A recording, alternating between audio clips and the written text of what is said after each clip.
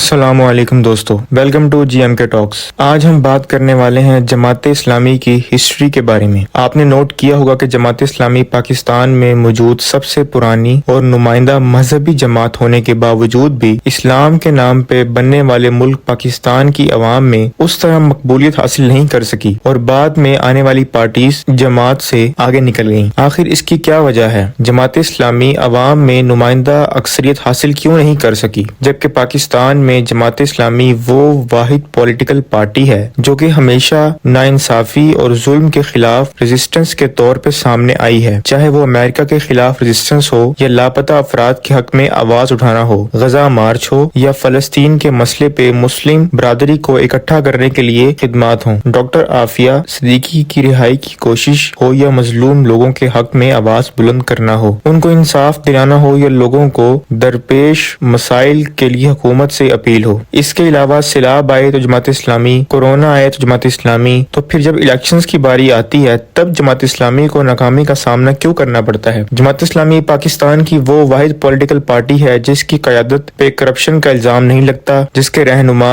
بے داغ کردار کے مالک اور اصول پسند سمجھے جاتے ہیں، تو ایسی جماعت کو اس طرح سپورٹ کیوں نہیں ملتی جس طرح باقی پولیٹیکل پارٹیز کو ملتی ہے؟ ان سوالوں کے جواب جاننے کے لیے ہمیں جماعت اسلامی کی ہسٹری کو دیکھنا پڑے گا۔ 26 اگست 1941 کو لاہور میں ایک تنظیم کے قیام کا اعلان کیا جاتا ہے۔ اس وقت قائد اعظم کی قیادت میں مسلم لیگ ہندوستان کی سب سے بڑی جماعت تھی۔ ایسے میں مولانا عبدالاعلی مودودی نے ایک نئی جماعت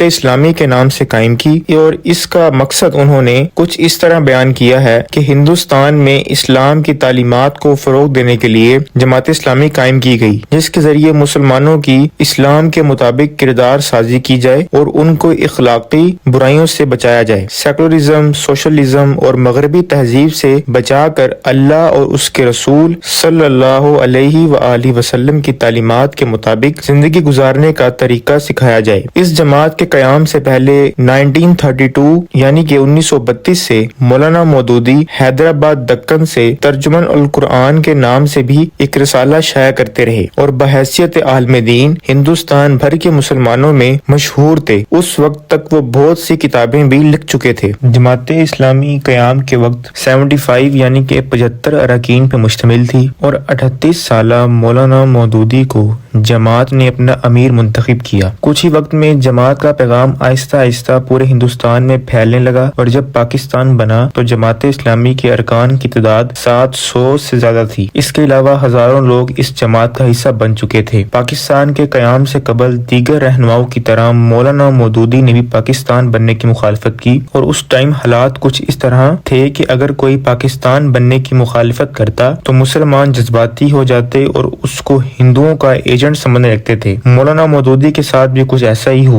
وہ چاہتے تھے کہ زمین کا ایک الگ ٹکڑا حاصل کرنا کافی نہیں بلکہ اس پہ قرآن اور سنت کی تعلیمات کے مطابق ایک لاہ عمل بھی ہونا چاہیے، اور ان کا خیال تھا کہ قائد اعظم ایک اسلامی ریاست کی بجائے صرف مسلمانوں کی ریاست بنانا چاہتے ہیں۔ اور یہاں پہ ایک بات یہ بھی کلیئر ہونی چاہیے کہ جماعت اسلامی کی مخالفت جمعیت علماء ہند کے جیسی نہیں تھی جو کانگریس کی حمایت یافتہ تھے اور ہندوستان کی تقسیم کے مکمل خلاف تھے، اور یہ بات ہرگز فراموش نہیں کی جا سکتی کہ مسلمانوں میں علیحدہ قومیت کے نظریے کو پختہ کرنے میں مولانا مودودی نے بڑا اہم کردار ادا کیا، جبکہ کانگریس اور جمعیت علماء ہند ایک قومی نظریے کے حامی تھے۔ لیکن اس کے خلاف مولانا مودودی نے بہت سے مضامین بھی لکھے اور ان مضامین کے ذریعے مولانا نے مسلمانوں میں اس بات کا شعور پیدا کیا کہ متحدہ ہندوستان میں ان کی حیثیت غلاموں سے زیادہ نہیں ہوگی۔ اس کے باوجود بھی جبکہ مولانا اپنا موقف واضح کر چکے تھے، اس کے باوجود بھی پاکستان بننے کے بعد بھی مولانا کے مخالفین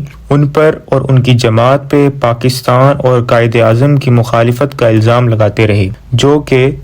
ایک عرصے تک جماعت اسلامی کی مقبولیت میں ایک رکاوٹ کی وجہ بنی رہی۔ قیام پاکستان کے فوراً بعد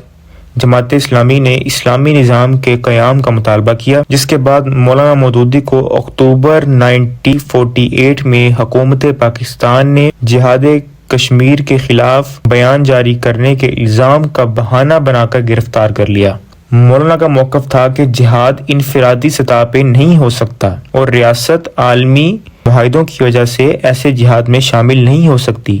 جبکہ جماعت اسلامی کا کہنا ہے کہ ایسا صرف ایک سازش کے طور پہ کیا گیا اور مولانا کو اپنے بیان کی وضاحت کرنے کا موقع بھی نہیں دیا گیا،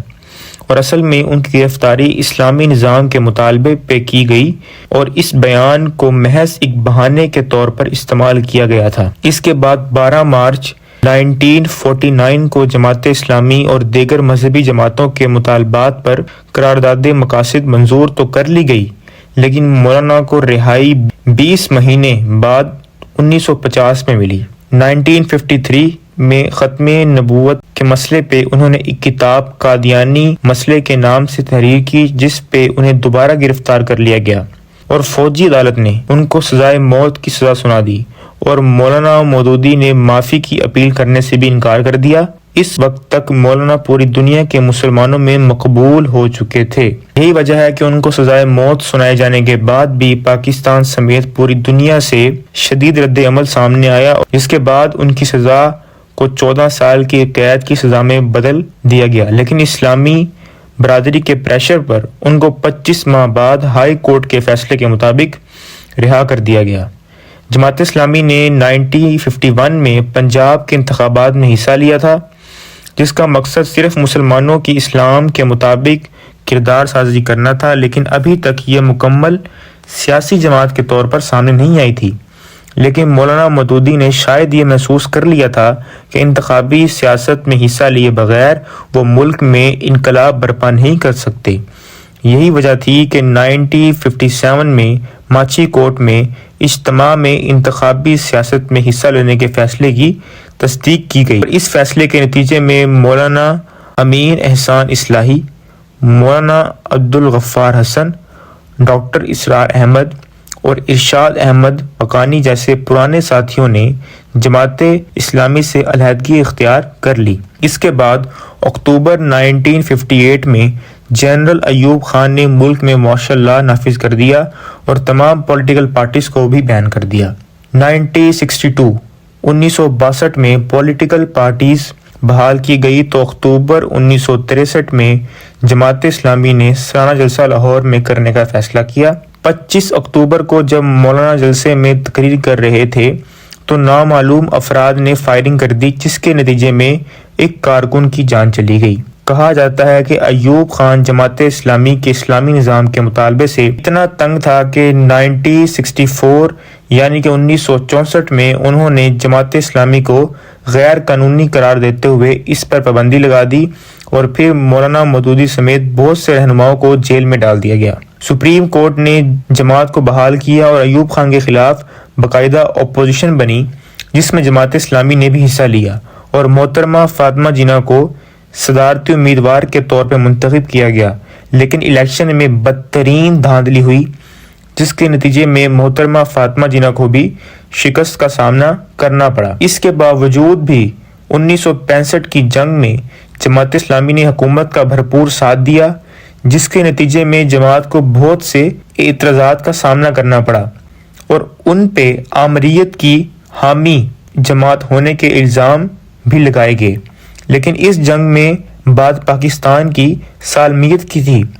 جس کو مد نظر رکھتے ہوئے جماعت اسلامی نے ایوب حکومت کا ساتھ دیا تھا۔ اس کے بعد 1967 میں عید کے چاند کے معاملے میں بھی مولانا کو جیل بھیج دیا گیا۔ 1970 میں پاکستان میں پہلی بار عام انتخابات ہوئے، جس میں جماعت اسلامی نے بھی حصہ لیا اور ملک بھر میں امیدوار کھڑے کیے۔ دوسری طرف مغربی پاکستان میں پاکستان پیپلز پارٹی ذوالفقار علی بھٹو کی قیادت میں اور مشرقی پاکستان میں عوامی لیگ شیخ مجیب الرحمان کی قیادت میں تیزی سے مقبولیت حاصل کر چکی تھی، اور ان الیکشن کا نتیجہ یہ نکلا کہ پاکستان 2 حصوں میں تقسیم ہو گیا، اور اس معاملے میں جماعت اسلامی نے مغربی پاکستان کا ساتھ دیا۔ بنگلہ دیش بننے کے بعد بھی جماعت اسلامی وہاں کام کرتی رہی، لیکن 2018 میں 1971 میں کیے جانے مظالم کے الزام میں جماعت اسلامی پہ پابندی لگا دی اور ان کے رہنماؤں کو بھی پھانسی دے دی گئی۔ ادھر پاکستان میں بھٹو نے اقتدار سنبھال لیا، لیکن تھوڑے سے عرصے میں ان کے خلاف اپوزیشن کا دباؤ بڑھنے لگا۔ اس دوران دوران 1972 میں مولانا مودودی نے اپنی صحت کی خرابی کی وجہ سے جماعت سے ریٹائرمنٹ لے لی اور اس کے بعد میاں طفیل محمد کو جماعت اسلامی کا امیر منتخب کیا گیا تھا۔ مارچ 1977 میں الیکشنز ہوئے جس میں جماعت اسلامی نے انڈیپینڈنٹ جماعت کے طور پہ الیکشن لڑنے کی بجائے اتحاد کا حصہ بننے کو ترجیح دی اور 9 جماعتی اتحاد پاکستان نیشنل الائنس کا حصہ بنی۔ اور یہاں حیرت انگیز بات یہ تھی کہ اس الائنس میں مذہبی جماعتوں کے علاوہ ایسی جماعتیں بھی شامل تھیں جو سیکولر سمجھی جاتی تھیں۔ اس اتحاد کی وجہ سے جماعت اسلامی ہمیشہ تنقید کا نشانہ بنی رہی کہ جماعت نے اپنی کور ویلیوز اور آئیڈینٹی کو ختم کر کے نیشنل الائنس کا حصہ بننا کیوں پسند کیا ہے۔ ان الیکشن میں پاکستان پیپلز پارٹی نے 155 سیٹس جیت کر کامیابی حاصل کر لی۔ PNA یعنی پاکستان نیشنل الائنس نے بھٹو پہ دھاندلی کا الزام لگایا اور پاکستان بھر میں مظاہرے کیے جس کی وجہ سے ملک میں ہنگامے اور فسادات شروع ہو گئے۔ ایسے میں ضیاء الحق نے موقع پا کر مارشل لا کا اعلان کر دیا اور جماعت اسلامی نے اس میں ضیاء الحق کا ساتھ دیا۔ اس فوجی ڈکٹیٹرشپ کا حامی بن کر جماعت اسلامی کو شدید تنقید کا سامنا کرنا پڑا اور شاید یہی وجہ ہے جو اب تک پاکستان کی عوام میں جماعت اسلامی کی مقبولیت کی راہ میں رکاوٹ بنی رہی اور اس سے جماعت اسلامی کی آئیڈینٹی کو بھی بہت نقصان پہنچا۔ لیکن اس کے بعد جماعت اسلامی نے انڈیپینڈنٹ جماعت کے طور پہ اپنی آئیڈینٹی برقرار رکھنے کا فیصلہ کیا اور پاکستان میں اسلام کے نظام کو رائج کرنے کی کوشش شروع کر دی جو کہ آج تک جاری ہے۔ امید ہے آپ کو یہ ویڈیو پسند آئی ہوگی۔ اس طرح کی مزید ویڈیوز دیکھنے کے لیے میرے چینل کو سبسکرائب کریں۔ اللہ حافظ۔